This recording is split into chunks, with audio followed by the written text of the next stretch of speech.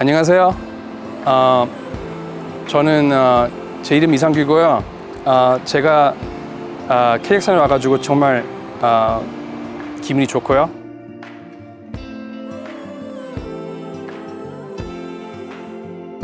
I don't know if that's true. There are a lot of people that can eat chopsticks and cannot use their hands. One thing I do have done it just to practice. I can also use my left hand with chopsticks to eat as well. But you know, like there are a lot of Koreans play piano, I play violin, I play bass, so you know, I'm sure a lot of Koreans here play piano too. So yeah, it is dealing with a patient that has facial disfigurement is a very difficult problem for me, but for the patients, that's their life. So they cannot hide their face. So it's every sutures I place, every incisions that I make, I think about what kind of impact it will have on their life. So yeah, it is actually a very hard body to work on. That's what represents who you are as a person. And if somebody's disfigured, unlike, you cannot hide it, and then people actually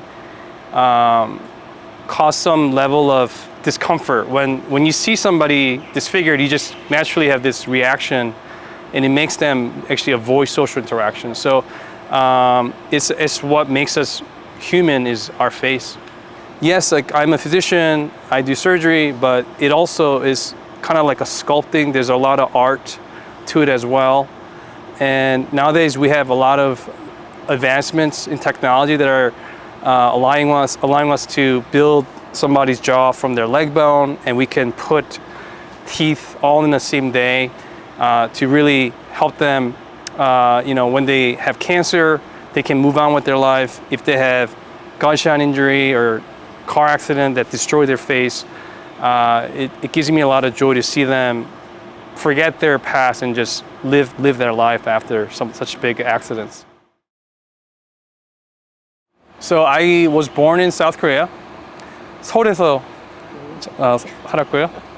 I grew up in Seoul, and then when I was around 13 or 14, we immigrated to the US, to Buffalo, New York. So both my parents came with me, and you know, I have to thank them for being so brave to commit themselves to another country that they don't speak English that well, and I know such a very scary thing to do, and they were very brave.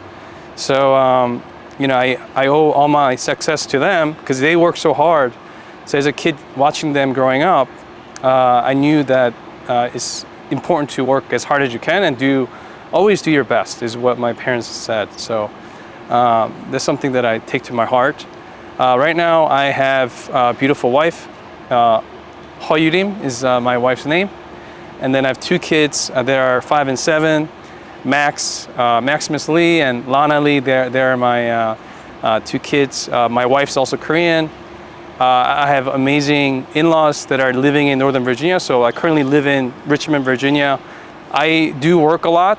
You know, I go to work 6, 7 in the morning. Sometimes I'm done 6 p.m. or sometimes I'm done at 11 p.m. I don't know when. You know, and I deal with trauma, so sometimes we're on call. I sometimes go in 2 in the morning. It doesn't matter. So I'm very thankful to have such an awesome wife that's understanding of that and supportive of what I'm doing. She let me come here for a week while she's dealing with 2 kids at home all by herself. So it's certainly not possible without her. And so aside from my hospital work, my life passion right now, or life objective, is to work on a video textbook. So I record a lot of my cases, and I try to explain like a system of how I'm doing these things, so that in the future generation, when I retire and die, there'll be some sort of video record of what worked in my experience. There's not many video documentation of that. There's a lot of textbooks, but seeing it versus just reading about it is very different. So I spend a lot of time, you know, if I'm doing like a 30-minute video, that would take me like 300 hours to produce on my own personal time. So, but that's So yeah, my wife lets me do that. So I want to thank her for letting me do that. So I try to spend as much time as I can with the kids and deal with these other aspects of my life. So I don't have a lot of hobbies or anything like that. Just work, yeah. My first reaction, I didn't know she was Korean, and I thought she was just being really like inviting and kind, and just learned how to say that to me. I thought she was a Kazakh person saying Korean words to me, just saying hello and like 안녕하세요 to me. And I was like, whoa, like they're so like kind and like trying to accommodate and just trying to be very, very friendly. And then I found out she's Korean, and I was like kind of blown away. And because I don't speak Russian, and she can speak English, but she speaks Russian, Korean, English. But our Korean's better when we speak to each other in Korean. So the fact that we can communicate using a Korean language, and I found out that she's like a third, fourth generation Korean. They were kind of forced to move here, but they have created such a beautiful life in this country. Just being in Kazakhstan is such an amazingly beautiful country. I kind of wish US had a lot of these characteristics. We just kind of talk about how the Americans are so not super nice. So it's just so refreshing to see that in such a beautiful country. So yeah, the fact that Koreans are here, it makes me feel like I'm home, even though I'm not. So it was such a nice experience. I feel free just being here. Kazakhstanians are so kind and inviting. They toast to each other, telling them what's so amazing about them. They bring like just tables of food, and I kind of wish the Americans were like that.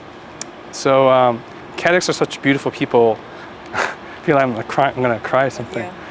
Yeah. I thought about if I could speak Russian, I'd love to be here instead of in the US. It's such a beautiful country. It's nice to see the fact that I'm being interviewed by a Korean newspaper. Koreilbo is a very well-known newspaper. The fact that they're Koreilbo here tells me there's a lot of Koreans here. It's just so nice to see Koreans who are successful, even though they're not in Korea anymore. 제 이름 이상규고요. 제가 카자흐스탄에 와가지고 정말 기분이 좋고요.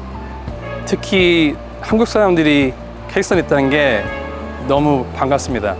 예전에 만났지 않았어도 지금 같이 만나니까 아주 오래된 가족을 본 느낌이고요. 되게 한국 사람이라는 게 자랑스럽습니다. 열심히 사시고요. 화이팅! 오케이, 감사합니다.